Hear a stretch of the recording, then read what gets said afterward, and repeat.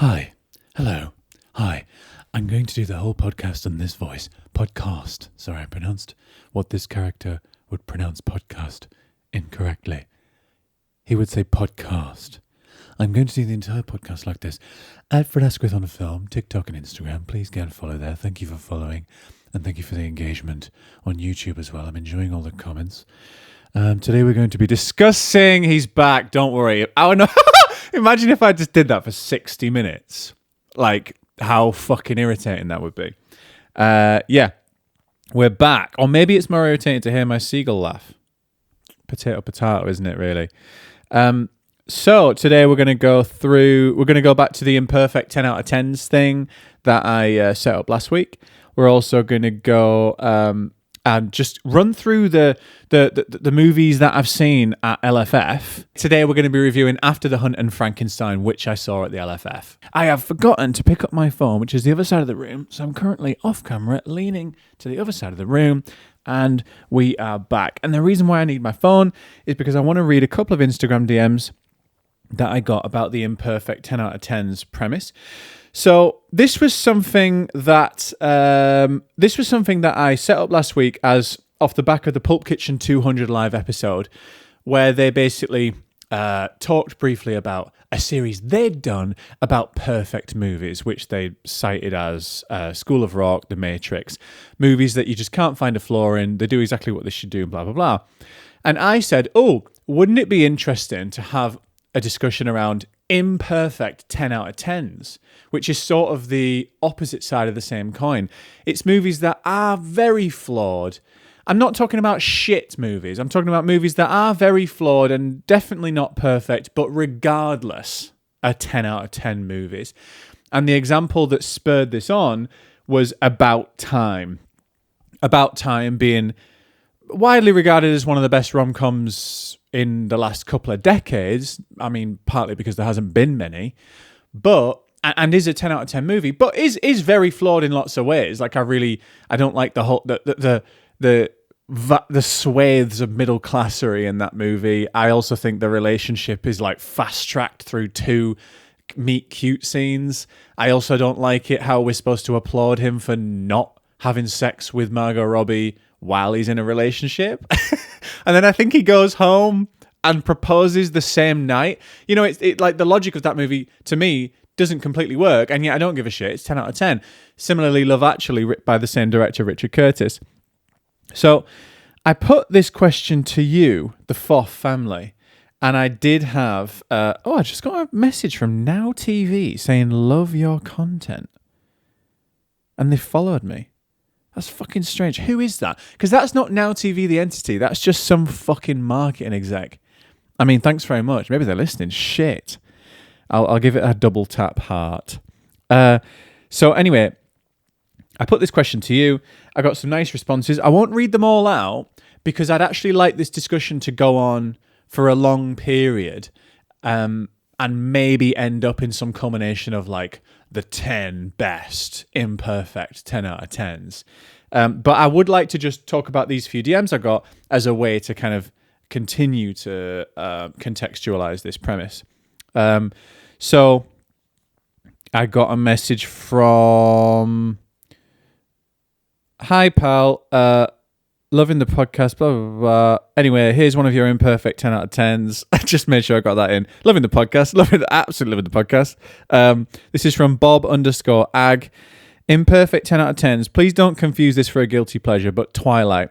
I went to see it again with the missus in the cinema last week as part of the 20th anniversary, which made me feel old as fuck.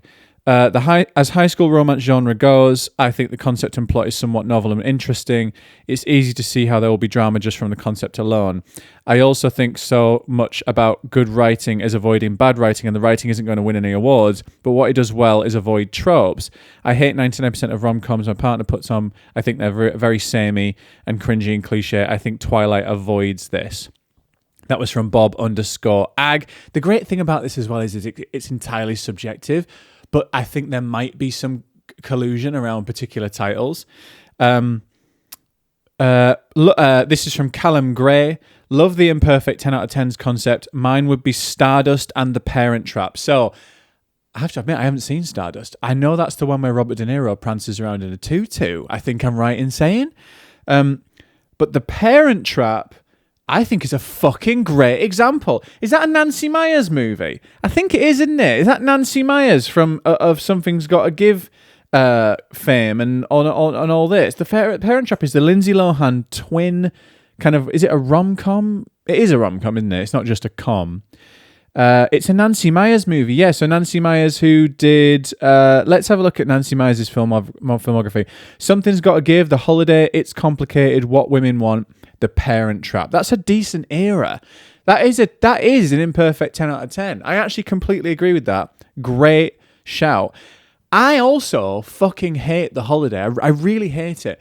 But I accept that for a lot of people that is also an imperfect 10 out of 10. I'm happy to step aside and kind of say, okay, that is one for other people, even if it isn't for me. Speaking of which, Something's Gotta Give. It stars Diane Keaton, who passed away in the last week, which is obviously extremely sad news. And she's done so many great movies, and I felt like Something's Gotta Give, where it's a rom-com. I was going to say of elderly people, but to be fair, when they filmed it, I think Diane Keaton and Jack Nicholson were in their 60s or something.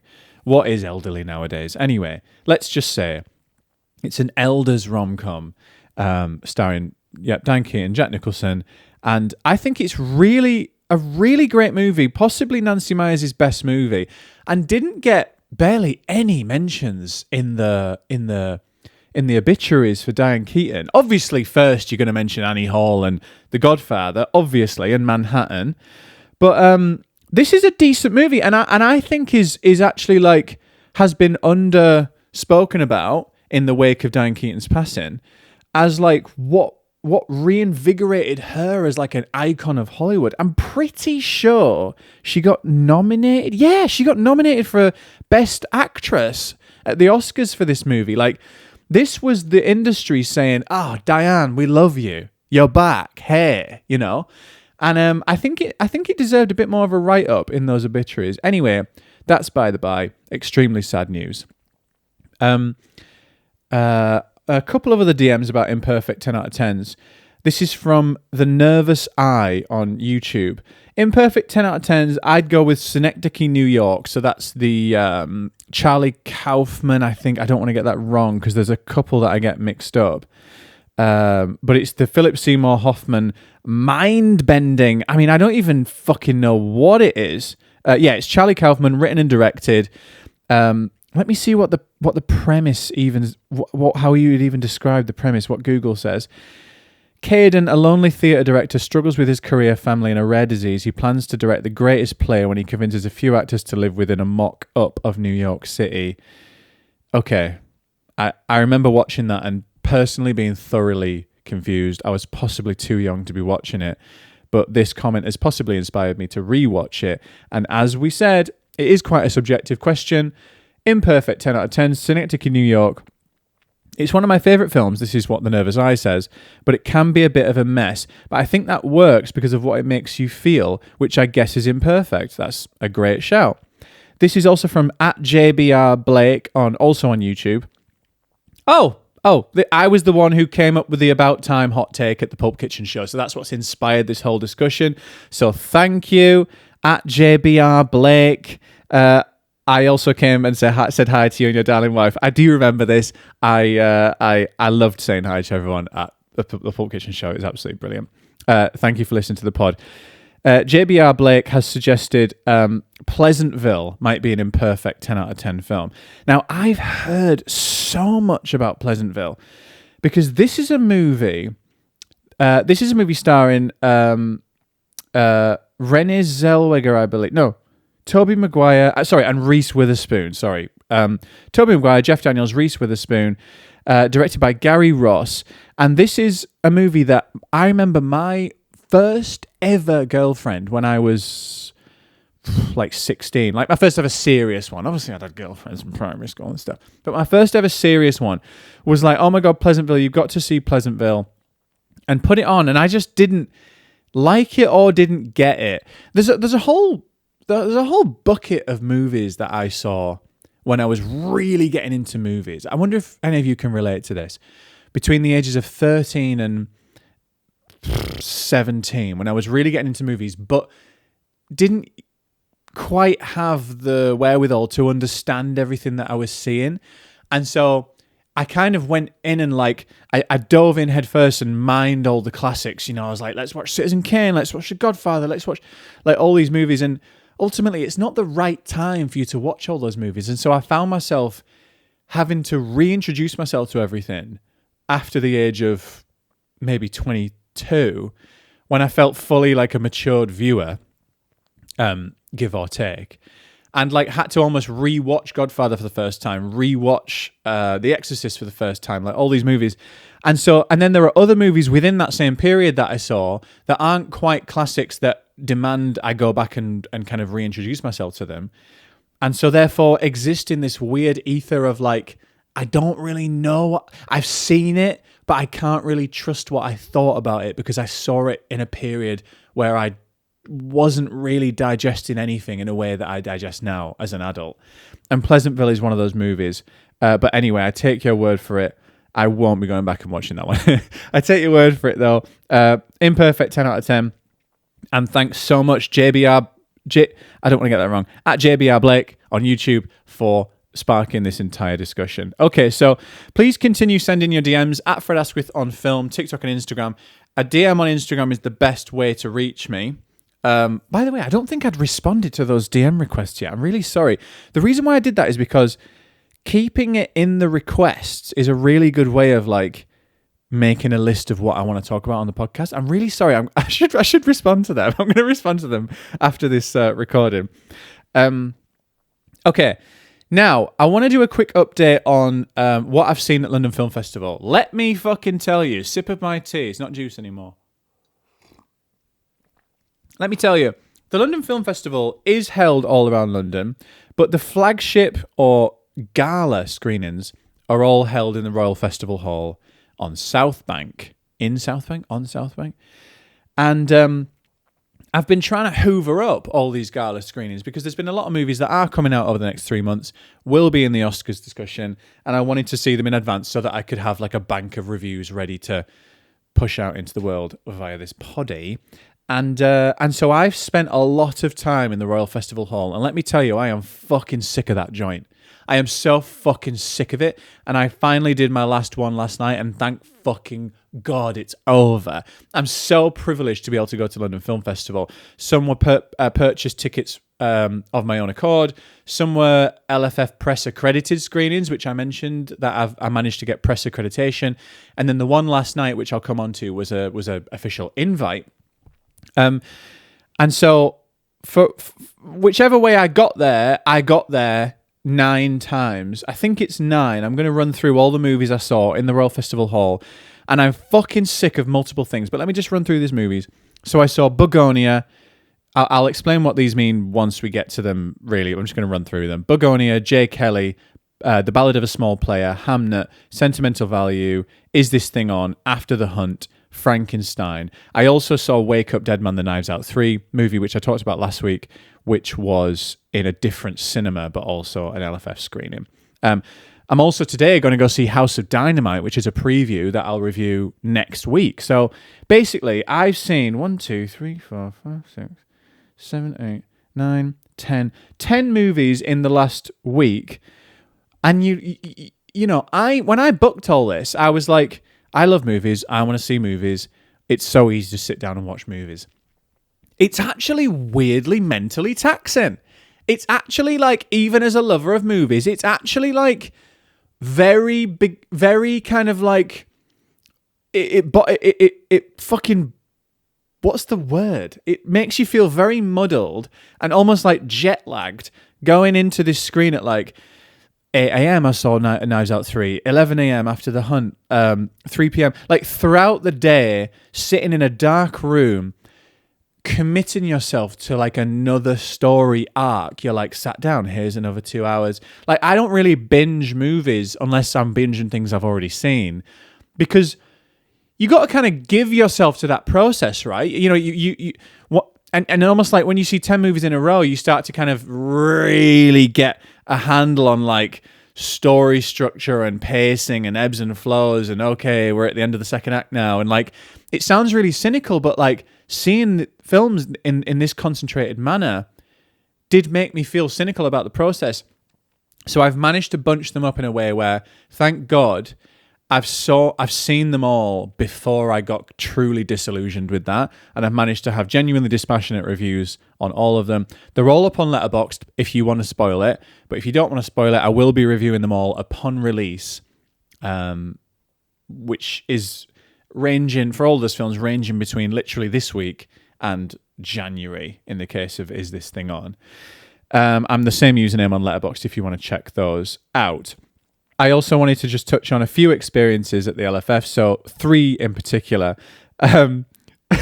One thing that I've really hated about the Royal Festival Hall is that, like, they have ushers patrolling the screens so that no one films and no one talks, and that's a great thing. You know, I think cinema etiquette is really, really important in general. We've talked about it on the pod before. But cinema etiquette at the flagship National Film Festival is even more so important. And you want to set a good standard for the stars that are coming and press that are coming from all over the world. And like, I think it's really important to showcase what London can do and showcase that we can be fucking quiet for 2 hours and appreciate what's on screen. However, it's really annoying when that person patrolling the screen, well, there's like 6 stationed around the screen, but when one of those ushers patrolling the screen, and I used to be an usher, so no hate on ushers whatsoever. I was an usher at 2 cinemas, and like, this is their job, it's not their fault. When they're stationed directly next to your seat. So I was on a far left aisle for Ballad of a Small Player, and the usher was clearly stationed to be on that row. And that's kind of okay if they just stood there still, but they're not. They patrol up, patrol down, patrol up, patrol down. And then they stop and they get out a night vision telescope and go, just checking if there's anyone on their phone, and then put it back, and then patrol up and down, and then just checking if there's anyone. And I'm like, you're worse than the people on their phones. I can't fucking concentrate on this fucking film now. Anyway, no hate on the usher, as discussed. I also want to mention there was this really weird... I went to see Hamnet, which is the new Jessie Buckley, Paul Mescal movie about Shakespeare and his wife suffering the loss of a child. And what do I want to say about this? It's directed by Chloe Zhao, who directed Nomadland and The Eternals. And it's produced by Sam Mendes and Steven Spielberg. And so this gala screening was really, really swanky. You know, Sadiq Khan, the mayor of London, came out and said, really excited to... this is the one film I'm presenting at this London Film Festival. I think it's the best film at the festival. You're in for a treat, blah, blah, blah. And then Sam Mendes came out, you know, the director of Skyfall, American Beauty, like a big-time director, 1917, and said Chloe Zhao is in touch with her art in a way that I've never seen before. And I was like, wow, fucking hell. And then Steven Spielberg came out, the producer, and I was like, fucking Stevie Speedboat came down. No way. No way. Like, wherever Steven Spielberg is the center of the universe, in a way, in a kind of filmic sense. Like, I'm just like, well, whatever he lends his time to has to mean something. So he's walking on stage and he says these words roughly, right? I'm paraphrasing. He says, Chloe Zhao, director, is in touch with the heartbeat of this very earth itself. And that heartbeat runs at 24 frames a second. Do you get, so the speed at which film runs through a camera, right? You get what I'm saying? Like there are no loftier terms that you can describe a filmmaker or a film that you're about to watch than they're in touch with the earth, the heartbeat of the earth that runs at 24 frames a second. And I was like, what the fuck is this film? This is before the film came on. And I was like, this is like when you go to a comedy night and the compere says, this is the funniest guy you're ever going to hear from. Oh, you're going to absolutely love him. This is blah. And I'm like, just get them on and I'll see. I'll decide for myself whether they're the funniest. And so all these greats, all these icons are telling me how fucking good this film is, and I'm like, fucking hell. Anyway, and then the cast come on: Paul Mescal, Jessie Buckley, and Chloe Zhao, the director. And Chloe Zhao comes up to the front, and I'm gonna put a clip of this. I'm gonna slip this into the edit, but I'm just gonna set this up and say Chloe Zhao came to the front of the cinema and said, and there was silence for 5 seconds, and then said, really quietly, she said, "I'm very nervous, so I ask for your grace." Silence for another 5-10 seconds. She put her head down, right? So already a mainly British audience is kind of like slightly cringing, like, oh no, what's happening? This is all quite cheesy. And then she says, "I'm going to run you through a group meditation that we did on set every single day." And I'm kind of like, ooh. And then I think I started filming at that point. So I'll slip in an edit of this group meditation. But basically, she told us to put our hands on our hearts and breathe together. So here's the edit. Take breaths together. Inhale. And sigh.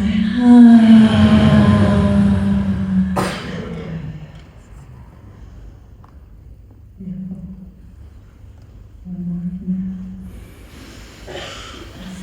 Inhale. How weird is that? It's not weird in the sense that it's bad. It's not weird in the sense that it's great. It's weird just in the sense that it's weird. It's very unusual for that to happen before you've seen a film. Think of the culmination of all these people and all these things being said, and then she leads you in a group meditation and telling you, this is all telling you like, wow, what the fuck am I about to watch? Something revolutionary? We'll come on to the review when it comes out further down the line. But I just thought that was extremely strange. And I decided to give myself to that process and to put the hand on my heart. And even though I was filming, I had my other hand on my heart and my eyes closed. And I went through the process because I was like, do you know what? What the fuck am I at the London Film Festival for if not to give myself to what this filmmaker wants me to experience right now? So I did. And we will come on to my review of Hamnet when that comes out, which I believe is the 9th of January. Quite a while to see my review of Hamnet there. Like I say, I am on Letterboxd at Fred Asquith if you want to go see my pithy review. In the meantime, I also have one more thing to mention. I went to the... sip of my tea. One more thing about the LFF before I go on to a couple of reviews of LFF movies. Is this thing on? I went to the premiere last night. So that's the new Bradley Cooper directed movie starring Laura Dern and also Bradley Cooper, but mainly starring Will Arnett and Laura Dern, who are the lead actors in this. And it's about Will Arnett starting stand-up in the wake of a divorce. And I went to the premiere. I went to the gala screening last night, but like I say, I purchased a lot of tickets to these. I got invited by TikTok a couple of times, which was also just like a public ticket. This was the only time that I've been invited as a guest to the gala screening and to go down the red carpet. And so I put my suit on. It said, dress smart. You're going to go down the red carpet. I was aware that the red carpet itself was like quite a small, congested red carpet. And I was like, fuck, there's no hiding there. Like normally when you go down these red carpets in Leicester Square, there's like a stars section. And then there's like a creators section just adjacent to that. So you can kind of go under the radar. Like the crowd know, they don't know who you are. Everyone is aware of what's going on here. You're more there just to take pictures and post about it. But this one, similar to the Venice Film Festival, which we discussed on a previous episode, was like a pure carpet. Everyone goes down the same fucking carpet. There is nowhere to hide. You are considered... I am not a star in the sense of like, no one knows who the fuck I am, but you are considered a proper VIP guest. And I was so nervous about this because I kind of like hiding in plain sight when I go to these things, and I kind of like having the prestige with none of the pressure. But I had the pressure. I picked up my tickets. They sent me round to the entrance, which she said, go to the riverside of South Bank and then turn left into Burdock Avenue, or it's Burdock Street or something like that. And I went in, and there was this kind of like guest entrance, which was a slight slither of red carpet, and there was a billboard up, and there was a lot of people there who weren't invited onto the Stars red carpet. And I was like, oh, cool. So I actually thought I was going on the Stars red carpet. Turns out there's a public entrance, and I'm just going to go down here. I actually felt a bit silly in my suit. Anyway, then I remembered on the message I got from Searchlight, who invited me, they said, you're going on the red carpet, dress smart, and blah, blah. So I was like, okay, I'm just going to check. So I got on my invite and I called the contact that it said to call, called Grace, who was unbelievable, which we'll come on to. And Grace said, no, yeah, you are coming down the proper red carpet, which is the opposite side. So go all the way around and come back down Burdock Street. And I was like, okay, great. So I asked the security guard, I said, I've actually come in the wrong bit. I need to just go through this bit in the fence. There was like a partition that you could walk through and go around to the Stars entrance. I didn't say Stars entrance. I said, go around to that bit of the carpet. And he said, no, that's for VIPs. And I was like, no, I know, like in my head, I was like, I know you don't know who I am, but like I am going in there. So would you mind just letting me through? And I showed him my ticket, and he said, no, that this is where everyone goes in here, pointing to the public entrance. This is where you go in. This is where you go in. That's for the Stars. That's only for VIPs around there. And he was quite dismissive in that second response. And I was like, bro, I wasn't asking for a critique on whether I deserve to go in there. I didn't say this out loud, by the way. I'm telling you where I'm supposed to be. I'd really appreciate if you just believed that. However, after I didn't give him any of this shit. I just said, okay, no worries. And I went back out and back round, and I went round the long way. It wasn't that much of a problem, right? And once I'd calmed down, I did think like, okay, he is security. Like, he is security, and he is doing exactly what his job entails, which is keeping it secure. Because you can't just trust any old dickhead who comes up to you in a fucking £20 suit and says, I'm actually going in the entrance that we can see Bradley Cooper going in right now. And and actually imagining that he would have even ever said yes to that is actually a hilarious. It's actually hilarious. Because, like, imagine just someone coming up to him and saying, I'm actually supposed to be in the Stars entrance. And imagine if he went, be my guest. Okay, this way through the fence. And so it did rattle me at the time, but then I was like, actually, it is a ridiculous request. So I went round and found Grace. Just to clarify, I didn't give that security guard any shit. I just really want to double clarify that. I went round to Grace, and Grace was lovely. Like, and this is where the unusual experience began, because like I say, normally when you go to these Leicester Square ones, you kind of like, all the creators, there's hundreds of creators just like thrown down this other walkway. I'm so happy to be there. You take some pictures. If anything, the security guards are kind of really trying to move you along, and then you just get inside, right? But this time, from the very beginning, I was like, oh, I'm being chaperoned.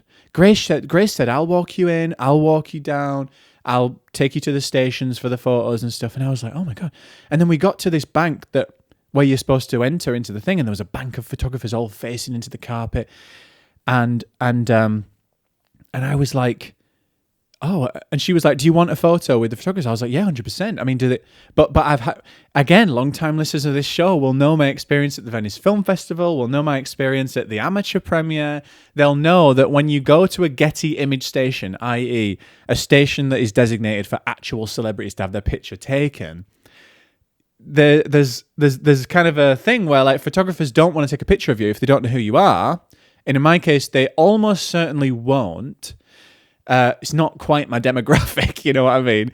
And even if it was, you know, they're probably not in the fucking algorithm, right? Because I'm not John Bishop, I'm not Bradley Cooper, I'm not Will Arnett, I'm not a star. So I said to Grace, I was like, yeah, I want a picture, but like, what the fuck's going to happen? Grace said, don't worry. All the creators' faces were given to the tip sheet, i.e. the sheet that photographers get in advance saying this is who's going to turn up. And I was like, okay. And I was like, oh, thanks very much. And I kind of didn't believe that was going to fucking work.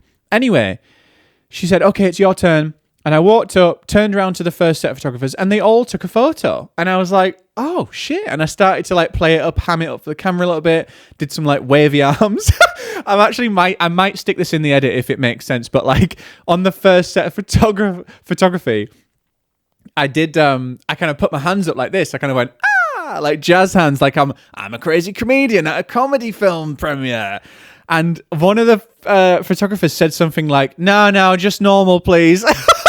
Or like, no, hands down, please, or something like that. I'll put the edit in now. So that really burst my bubble. And anyway, and then you got taken onto the second billboard, which was more photographers. Again, more pictures. And this is the first time I've like really felt what it must feel like to be someone of note at one of these events. And I'm not trying to be like facetiously humble here. I'm not trying to, because they were taking pictures, but they were taking pictures because they're not expecting people not of note to walk down there, and they get a tip sheet of all the people who are going to walk down there, and it's not their decision who's notable or not in this case. It's like Grace's decision and who Grace watches online, and that just happens to be me. Do you get what I'm saying? So like, I'm very, very lucky to be there, and I'm not trying to be overly humble and say that I'm not of note, because I'm not. And so it was this weird sensation of like, they all started taking pictures and shouting at me like you hear when they shout at like a star. They're like, this way, this way, look ahead. Oh, this way, go on, give us a smile, or that kind of thing. That was the first time I've ever felt that. No one said that at Venice. No one said that at any other premieres I've been to where I've happened to get on the Getty Image thing. This is the first time where I was like, oh shit. Like Grace has really done her job here. Like she's like told these photographers, these are the VIPs coming down the carpet, get pictures of them. And I was like, fucking hell, I was a bit startled. I was like, God, can you imagine getting this like all the time? Like without wanting it just on the street, or like being asked for it, or like, it must be fucking nuts. Cause like I had it for 5 seconds, almost like I'd won a Groupon, like be a celeb for 5 seconds. And I was like, fuck, like there's a lot of flashing. Anyway, I managed to style it out. And we will come on to my Is This Thing On review when that comes out in January. But just to finish off, I'm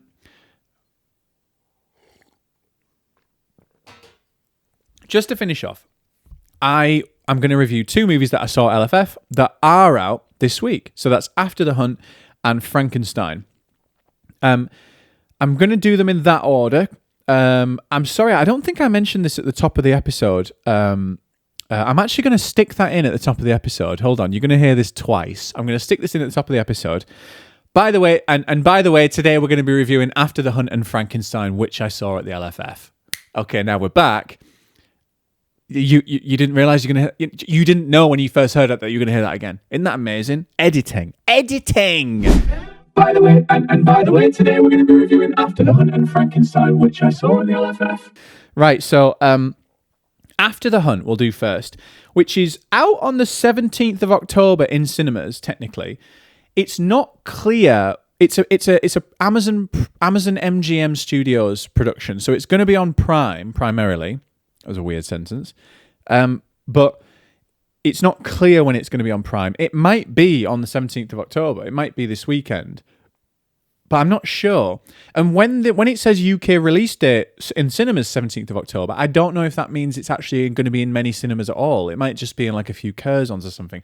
Anyway, I want to review it because it's the new Luca Guadagnino film starring Julia Roberts, Andrew Garfield, Ayo Edebiri, Michael Stuhlbarg, and Chloe Sevigny, which is a brilliant cast. And the premise is a college professor is forced to grapple with her own secretive past after one of her colleagues is faced with a serious accusation. Sexual allegations, I will clarify there.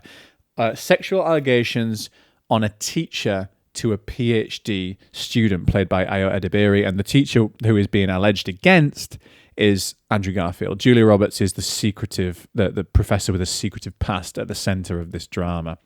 I think the 2 best examples of discussing this topic in recent memory have been The Last Duel, which is the Ridley Scott movie with Jodie Comer, Adam Driver, and Ben Affleck, and also Sorry Baby, which was the movie we reviewed a few weeks ago.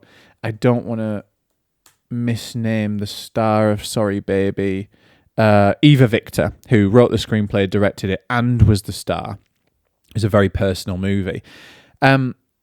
this is another. I thought those were two great explorations of this topic for what it's worth from my perspective, and this was another great exploration, not so great a conclusion. I am a big fan of Luca Guadagnino. Long-time listeners will know. Bones and All I'm in a minority in saying that's one of the best films I've seen in the last decade. It's one of my favourite films ever, actually. It has previously been in my Letterboxd top 4, but I like to cycle that shit. He also did Challengers, Call Me By Your Name, Suspiria. I'm not, by no means is this guy pumping out 5 stars every single time. He's absolutely not. If anything, Queer last year I felt like was a 2-star for me. A Bigger Splash is a 3-star for me. Call Me By Your Name is a 4-star for me. You know, you get the point. Like, I don't love him because he's always makes my favorite movies. I love him because I always think he's worth the price of admission. Ironically, I didn't pay a price of admission because I was invited. No, that's not true. I did pay for this one. I think he's always worth the price of admission because I love his style of directing actors, and I love his visual style. It's always tactile and sensory. It always feels really intimate. And it's very hard to put my finger on how he does that with what can seem to be sometimes quite a clinical cinematographical style. When I say tactile, he's very kind of instinctive with the way that he shoots a scene. So he'll often shoot something that feels quite unusual, but in his eyes, like, tells you everything you need to know about that moment. So in this movie, there were lots of shots of hands and hands touching or not touching. And often when characters were speaking, you weren't framed on their face, you were framed on their hands. And like, sometimes they were just resting there. They weren't doing anything. I don't want to speak to like exactly what Luca Guadagnino was trying to communicate with that. I just know experientially what I felt with decisions like that and what I feel with Luca's decisions in that kind of realm. And I really get on board with it. I find it, like I say, extremely intimate and very moving. I find it like a really unusual way of presenting something to me. And he's done it again in this movie. In terms of directing actors as well, he seems to direct like offhand speech really well. So obviously these are probably scripted down to the nth degree, but the way that the words are spoken feel quite offhand. So Julia Roberts will say a line where she'll like stumble over her words, and then she'll kind of go back on herself, or the motivation of each and every sentence feels naturalistic to me. And that is what I think penetrates through what can seem quite a clinical style at times. I think it feels clinical and humane, and full of humanity at the same time. I think in terms of the discussion of this topic, there are really great allegories. For example, there's a scene where Julia Roberts and Ayo Edebiri are discussing the matter at hand, and Julia Roberts' husband, played by Michael Stuhlbarg, they're having dinner together. Ayo Edebiri is Julia Roberts' PhD student. They're having dinner together, and Michael Stuhlbarg kind of crashes out a little bit on the topic at hand and leaves the dinner table and goes into another room and starts playing music really loud. And he's kind of having a party out there. And he pops back in, he gets his food, he pops back out, he pops back in, he puts his plate down, he's obviously finished gobbling up his food, he pops back out. He's having a really great time out there. And all the while, Julia Roberts and Ayo Edebiri are discussing this really important matter at the dinner table. I thought that was a really clear, simple, and effective allegory about how men need to step up in this conversation of sexual harassment, and how a lot of men are absent from the conversation out of fear or defensiveness. He's out there having a fucking great time. He likes the status quo. He likes how things are. Meanwhile, women are having to try and sort out this issue on their own. I thought that was a really good discussion, and a lot of the mechanisms used in this movie to discuss this topic are in my opinion, progressive. But then I think this movie's got some like middling reviews and sometimes quite confused or angry reviews. And I think it's because, spoilers for this movie now, I think it's because at the end of this movie, you don't feel like there is any clear conclusion or point of view on the acts at hand. And I think that's because I believe that Luca will be priding himself on the fact that all of these characters are extremely textured and three-dimensional in the sense that they're all very flawed. I don't think any of them are perfect in any way, by far from it, to be honest. Even Ayo Edebiri, who is the victim of this sexual harassment, steals a private piece of property from Julia Roberts' character and essentially uses it to bribe her. So like even Ayo Edebiri has flaws, and like I think that's it's quite a confusing thing to watch when you feel like it's stepping in a kind of progressive direction, and then it almost pulls the rug out from under the audience at the end and kind of says, well, it is what it is. That is kind of what the ending says. Like, well, everyone was kind of okay, and it is what it is. It's a strange ending. You want some kind of retribution. You never really feel like Andrew Garfield, who is the perpetrator. You don't feel you get any retribution from that, and I think the audiences feel cheated on that, especially when you feel like the film's on your side for most of the time. I want to understand, or I want to accept that will be deliberate by Luca Guadagnino, and I want to at least appreciate the message that he's trying to send with that, which could potentially be, we're not doing enough about this. Look how everyday it is, that it isn't even resolved, and these people continue to live pretty much the same lives that they always lived. I think that's the message, and I think that's still an interesting message, but I understand people's reactions to it. I do think there's brilliant performance in this. It's really great to see Julia Roberts back on the screen. I was going to say back on form, but kind of back on screen, really. I think she did a rom-com with George Clooney a couple of years ago. And when I say clinical aesthetic, the way I'm describing this to people and recommending this to people, because this is a recommendation, is that it's kind of Social Network vibes. It's sort of got a David Fincher aesthetic, and it's like it feels very digitized. It also feels like quite desaturated, very beige, and also the sound design feels very similar in terms of overlapping speech and overlapping dialogue and very, very quick-witted dialogue. And it's also the same composer with Trent Reznor and Atticus Ross. I know it's Trent Reznor, but I think it's Atticus Ross, who also did the score for Social Network, one of the most famous scores ever, I think, and still we hear that music all day long on TikTok. So all these ingredients are feeding into the fact that it feels very Social Network-y. Now, Social Network, speaking of perfect movies, I think is a perfect movie, but and so this isn't that. But I do think if you like that kind of vibe, regardless of the subject matter, I think you might like this vibe. It is a baggy final act. There isn't a clear enough message. Every character is morally checkered. It's difficult to draw a conclusion. That's my final note. But I do think the discussion itself is well executed. I think the performance is well executed. And as always, Luca's direction and style and aesthetic is something that I personally have a great affinity with. So I gave this movie 3.5 out of 5 on Letterboxd. I think the stars that are missing there for me are the kind of I needed more of a resolution of the discussion at hand, and I think I needed that final act to be tighter. So then, one final sip of my tea. We're now going to finish off with a review of Frankenstein, which is in cinemas again this weekend, 17th of November. It's going to run all the way till Halloween, I'm sure. And it's on Netflix November 7th.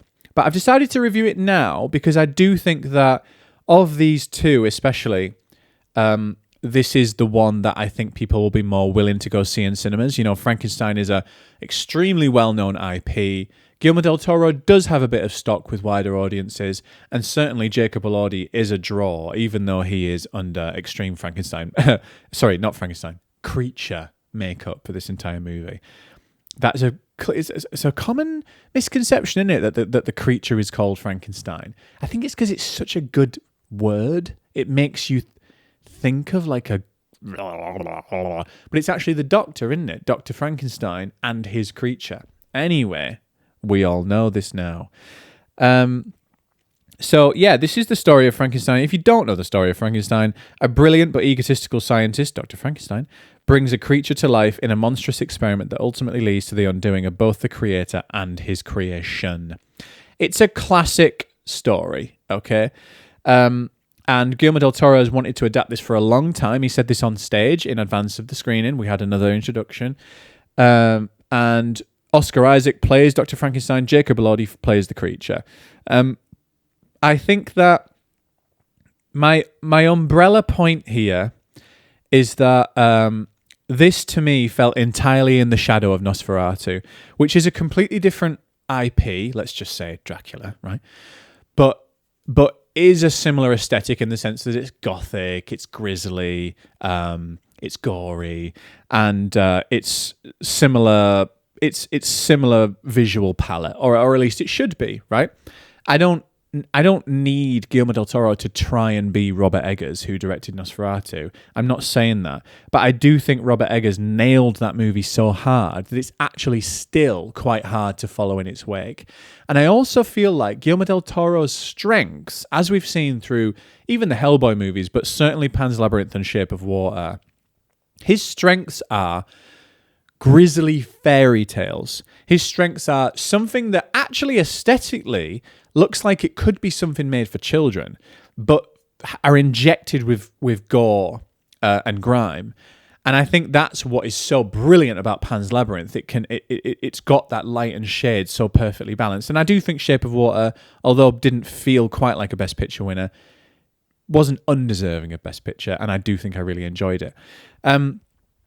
I think that's why he was so well suited to The Hobbit, and it's a shame we never saw his Hobbit. I think here that balance isn't quite struck for me, and therefore I was left thinking, I kind of wish I was watching Nosferatu. I think aesthetically it felt too fairy tale and plasticky, almost like I was kind of watching it on the Disney Channel just with very esteemed performers. And then randomly, like quite extreme gore, like sawing off limbs and bursting brains and pulling off jaws. And like, it's almost like the content didn't match the tone. And it got me wondering, are we sure that Guillermo del Toro is the legendary living auteur that we have him out to be? Off the back of, again, I like Shape of Water, but it's kind of just Pan's Labyrinth, right? Isn't it? Like this Nightmare Alley that he did a couple of years ago was similarly a bit kind of like tonally a bit off, and I wonder if Pan's Labyrinth was a flash in the pan and was the culmination of all that is good about Guillermo del Toro. And I think now it's fair to say he has struggled to replicate that. He got close with Shape of Water, but I think he struggled to replicate that. And I wonder if his image in the industry is sort of resting on that laurel a little bit. And look, he can direct a movie better than I can do. But that's just my opinion. I look back at Pan's Labyrinth and I'm like, what's changed since then? Why did that movie feel so rich and deep and textured and fairy tale-y and grisly at the same time? And it felt like that balance was perfectly struck. But everything since then feels maybe slightly too light, maybe slightly too frothy. What's changed there? Is it the cinematographer? I should have fucking looked into it before I started this recording. Is it editing? Is it lighting? Is it production design? Like, what's changed? Or maybe is it just Guillermo? Guillermo himself has changed. So that's that. It's 2.5 hours long, which is obviously too long. I can get on board with long movies when they're paced correctly. We saw recently with One Battle After Another is 2 hours 50. This is 2 hours 30 and it felt badly paced. Now, I'm sure it's true to the book, but I haven't read the book. And I'm just, again, whenever I haven't read the source material, I have to just say, I am viewing this as a viewer. I'm viewing this as an audience member, and I'm allowed to do that. I don't believe that you have to be prescriptive about like, well, you can't talk about this because you haven't read it, and you're only allowed to talk about this because you have. I do think it's advantageous to have read something. I don't think it's essential to have read something in order to critique it. So there's a section. The first section is Frankenstein's story. The second section is the creature's story, and then we have a conclusion. And I find the creature's story section really laborious because, let's be honest, there isn't much emotional range to the creature. It's just about him like learning how to speak English and making a friend and then rediscovering his brutality, and that's all well and good. But that took a good 45 minutes, maybe another 60 minutes, given the fact that the Dr. Frankenstein story had also taken 60 minutes, and it felt like back to square one, and it felt really slow and laborious. And like, I loved that first hour with Oscar Isaac as the Doctor creating this creature, but the hour with just the creature, that felt baggy to me. So it works back on the fairy tale point. It works best when it's grisly, and I kind of wish that was reflected in the aesthetic and the palette and the tone of the visuals, because I felt like it was lacking that. When the grisliness wasn't on screen, I felt it just felt too light for me. And I don't know what the ending of Frankenstein the book is, but the movie ending, spoilers, amounted to nothing for me. Like, we get through this hour with Oscar Isaac, we get through this hour with the creature, and then we come to the ending, and I'm like, cool, what's that? Now we know how they got to this point, because it's sort of one of those ones that starts at the end and then tells the story and then comes back to the end. And I'm like, cool, how are we going to finish this off then? What's going to happen? Anyway, the ending felt like a damp squib to me, and I was like, sorry, you showed me that entire backstory of the creature just to do this? I could have done this after the first hour with Oscar Isaac. I don't think I needed all that context on the creature. Look, reading the premise, it's obvious what he's getting at. It leads to the undoing of both the creator and his creation. It's obvious that Guillermo del Toro would argue that you need the full context on both characters in order to get across those themes. But I'm just saying, I found it boring. So yeah, I thought that Frankenstein is absolutely worth your time, but aesthetically felt like it paled in comparison to its peers. And makes me wonder about Guillermo del Toro's actual potential.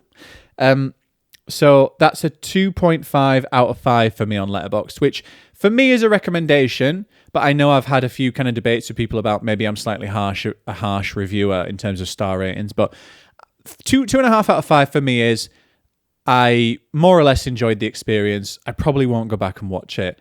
I think it has some positives, but it has mainly flaws. So that's a shame because I was expecting more from that. So I am absolutely dying for a piss, and I have a meeting in 15 minutes. So I would like to say thank you for listening to Fred Asquith on Film. DM me TikTok and Instagram with your imperfect 10 out of 10s. And next week, we'll be coming back with an update on lots of TV releases. So John Candy documentary, Tim Robinson's new comedy, Celebrity Traitors, Mr. Scorsese on Apple TV. We'll discuss more imperfect 10 out of 10s.